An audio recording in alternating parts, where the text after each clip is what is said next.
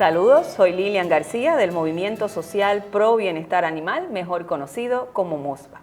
Y hoy vamos a estar aprendiendo del término etología. Sí, eso vamos a estar aprendiendo hoy y para eso nos acompaña el doctor Néstor Calderón, médico veterinario, especialista en etología, bioética y bienestar animal. Saludos, Néstor, qué bueno que estás acá. Muchas gracias, Liliana, a ti por la invitación. Pues mira, cuando uno escucha esa palabra puede sorprenderse un poco, pero ¿Cómo? es muy sencillo. Hay ciencias del comportamiento animal, es decir, el interés por comprender a los animales y cómo se comportan tiene diferentes aproximaciones. Desde las ciencias biológicas está la etología, que es el estudio biológico de la conducta de los animales. O sea que cuando hablamos de etología estamos hablando del estudio del comportamiento y esto incluye a todos los animales. A todas las especies. A todas las especies. ¿En qué momento llega la etología? Porque sé que para muchos escuchar este término es como quizás nunca lo habían escuchado. Lo más apasionante es que entender, estudiar el comportamiento de los animales ha estado presente desde el principio de la historia. De hecho, se ha planteado que aquellos hombres primitivos que observaban a los animales o para cazarlos y comerlos o para evitar ser comidos, fueron los que sobrevivieron. Y a partir de ahí surge una teoría que se llama la biofilia, que es esa tendencia natural que todos tenemos de amar lo natural, lo vivo y por ende los animales. Entonces, el observar el comportamiento ha estado presente desde siempre. Ya de una manera más organizada, y el reconocimiento de la etología como una ciencia es desde la década del 70, cuando a 3 investigadores europeos se les da el Nobel de Medicina por sus investigaciones en fisiología de la conducta y en la observación de la conducta. Y a partir de ahí se ha desarrollado toda una metodología científica de cómo estudiar la conducta de los animales. Y yo creo que para las personas que nos están viendo, tenemos que involucrarnos mucho porque al final del día el comportamiento de nuestra mascota, de los animales, tiene mucho que ver con la convivencia diaria. Absolutamente. El observar la conducta de los animales nos permite no solamente entenderlos mejor, comunicarnos mejor con ellos, elaborar o desarrollar un manejo que que respete sus necesidades, que sea un manejo amigable, un manejo con bajo estrés, libre de miedo, un manejo que sea cooperativo. Y eso puede parecer muy teórico, pero es muy importante. No, y realmente crea empatía. Absolutamente. Porque muchas veces quizás nuestros animales están teniendo comportamientos que nosotros no entendemos, que son parte de su naturaleza. Terminamos muchas veces abandonándolos o quizás maltratándolos. Absolutamente. Porque no entendemos. Y lo que tú planteas es súper importante porque hay conductas que son normales y propias de la especie y que pueden generar incomodidad o desagrado. Y hay conductas que no siendo normales para la especie, a veces son tenidas como simpáticas, sí, agradables, pero el animal no está bien. Y por desconocerlo, normalizamos ese comportamiento y el animal está sufriendo. El animal tiene un trastorno de la conducta que debe ser atendido como cualquier enfermedad. Néstor, ¿qué te parece si quizás damos algunos ejemplos para aquellas personas que nos están viendo y hagan esta similitud? Ok, es por esto. En el caso de los perros, ¿qué comportamientos comúnmente nosotros podemos ver en perros que son naturales de su especie? Uno facilísimo de interpretar es cuando el animal hace pipí o popó en lugares inadecuados dentro de la casa. Es decir, si él sale a caminar, él va a levantar su pata si es un macho y va a dejar varias orinas a lo largo del trayecto. Si es una hembra también lo va a hacer, porque a través de la orina se comunican. Pero dentro de casa puede empezar a haber un problema porque comienza a orinar los muebles, diferentes lugares que no son aceptables. Porque y lo que nos interesa identificar es si él está queriendo comunicarse, que también ocurre con los gatos.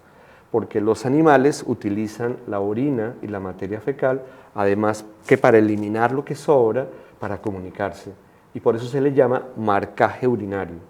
Eso también es lo que vemos a veces que hemos escuchado cuando sacamos a pasear a los animales y ellos olfatean demasiado, en este caso los perros, y a veces nosotros no le dejamos hacer esa tarea y no sabemos lo importante entonces que... Absolutamente, porque el paseo no es solamente que el animal haga una actividad física como tal.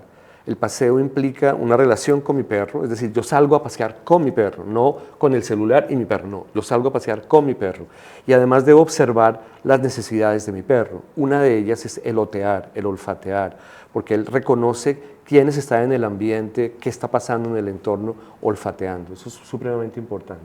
Y yo creo que es bueno que lo estás mencionando porque muchas veces nosotros dentro del ajetreo del día sacamos al animal, hace sus necesidades, a veces lo estamos alando para que avance, acelere a lo que vaya a hacer y no les estamos permitiendo su naturaleza de olfatear. Así es. Y otro elemento importante a manera de ejemplo que me preguntabas es la conducta sexual y reproductiva, que es muy importante. Sí. Y porque durante el periodo del celo, el calor o el estro, que es cuando la hembra está fértil, porque ha ovulado, es posible que haya un cambio en la conducta de ella. Y ese cambio en la conducta no solamente es porque empiezan a maullar mucho más, pero muchísimo más, sino que también su patrón de eliminación, es decir, la cantidad de veces que hace pipí, cambia, porque con la orina ella le dice al mundo que está en periodo reproductivo y está interesada en reproducirse. Entonces, fíjense que hay conductas que siendo normales modifican completamente la rutina, el día a día con nuestros animales.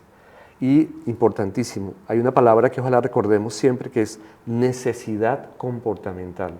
Necesidad comportamental. Exacto, entonces así como tenemos necesidades de alimento, necesidades ambientales, hay necesidades de poder comportar, de podernos expresar comportamentalmente. Y eso es muy importante para el bienestar. Y yo creo que ahí es donde quizás el ser humano no necesariamente, ¿verdad? Inconscientemente fallamos un poco porque no conocemos comúnmente a nuestro animal. Nos gustó, tenemos un perro, pero creo que pocas personas nos sentamos a leer primero de esa raza, de esa especie. Y yo creo que ahí es donde comenzamos a tener las dificultades. Eso que tú planteas es muy importante, porque además habría un elemento que es como una pregunta de reflexión profunda que podríamos hacernos, y es, ¿qué tanto sé yo sobre la naturaleza comportamental de mi animal? Es decir, ¿qué significa ser un gato? ¿Qué significa ser un perro? O si tengo aves, o si tengo pequeños mamíferos, o si tengo peces. ¿Qué significa? Porque cada una de esas especies tiene un comportamiento que le es natural. Nuestra responsabilidad entonces sería cuáles son esas pautas, esos patrones de comportamiento que son normales. No tengo que volverme psicólogo, o etólogo o veterinario.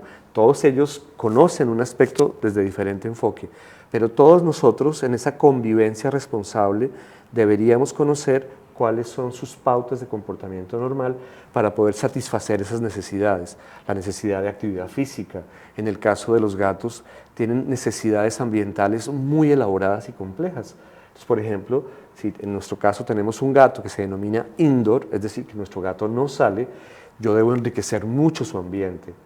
Las necesidades de la especie canina son más sociales, porque su naturaleza comportamental es gregaria, de grupo. Entonces, si está todo el tiempo amarrado o encerrado o aislado, van a sufrir. Que eso me lleva entonces a preguntarte, porque inconscientemente, ¿verdad? Muchas veces modificamos el comportamiento o el hábitat natural del animal, porque a lo mejor estás en un apartamento, está todo el tiempo encerrado o está en una jaula, no lo sacas frecuentemente.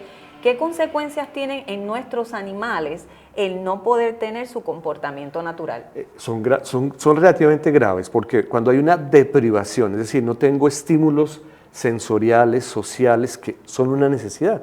Así como comemos, bebemos, los estímulos sensoriales hacen parte.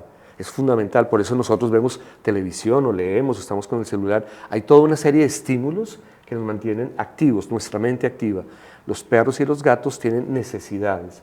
Cuando esas necesidades comportamentales o de expresar comportamientos no pueden ser satisfechas, hay frustración, hay estrés, puede haber aburrimiento o tedio, y eso afecta la calidad de vida y va a impactar el bienestar de una manera muy importante, que puede derivarse en comportamientos anormales, por ejemplo, comportamientos repetitivos anormales, o puede derivarse en reactividad, en irritabilidad. El animal se puede enfermar física y mentalmente, porque la salud no es solo física, la salud también es comportamental. Y ahí es donde terminamos muchas veces, Néstor, con el maltrato y el abandono. Sin duda. Que hemos hablado ya en otras ocasiones, que hay un gran % del maltrato y el abandono es porque las personas no entienden el comportamiento de sus animales, no pueden trabajarlos, así que es más fácil, me deshago de él. Tu comentario es muy, muy importante. Más allá de mi pasión por esta área, lo que se ha demostrado en el mundo entero, y Latinoamérica o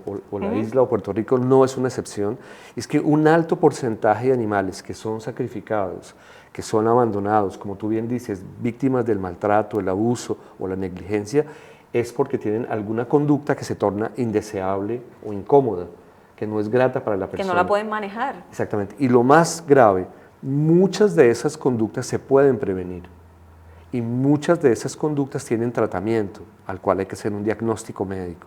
Pero es muy importante, es decir, antes de la eutanasia hay mucho por hacer. Claro. Hay mucho por hacer.